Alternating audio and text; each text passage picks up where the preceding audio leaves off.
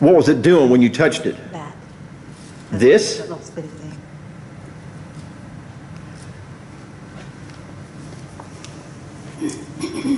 Let's do it. I think we had a technical difficulty. Hopefully, you're going to get it all. Let me go back.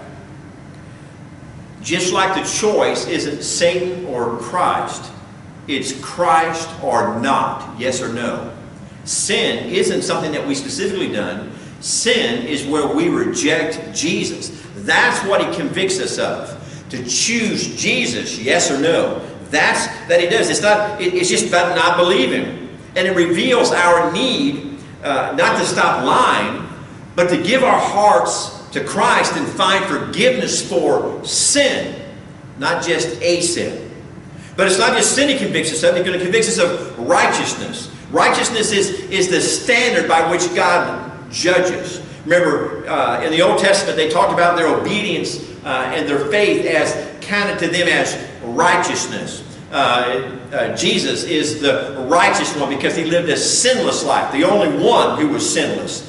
And that sinless nature made him righteous. And so he's going to judge us of righteousness, and he's going to tell us what God expects of us.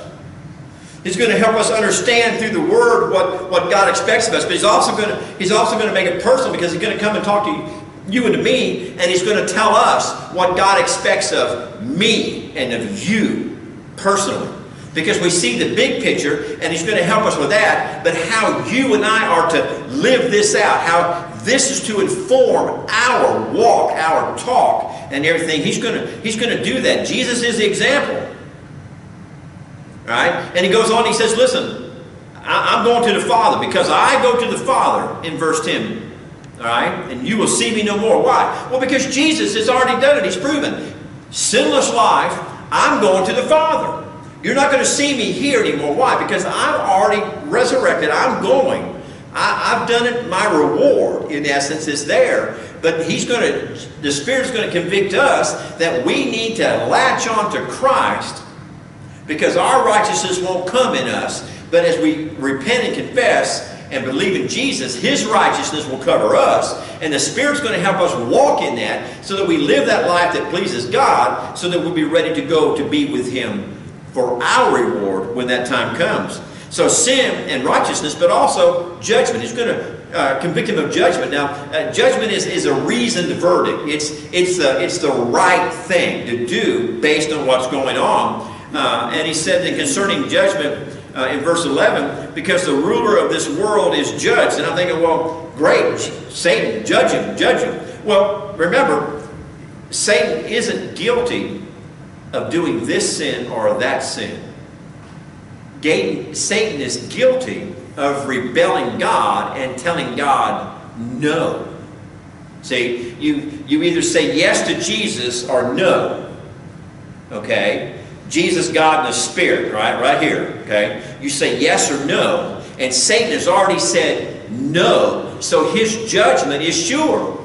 He doesn't have to worry about this sin or that sin. He denied Christ. He rejected Christ. And so his judgment is sure. The ruler of this world has already been judged. The moment he rebelled, he lost. You're lost without Jesus Christ. Satan can't save you. The world can't save you. Money, everything else you may want to worship or look to cannot save you.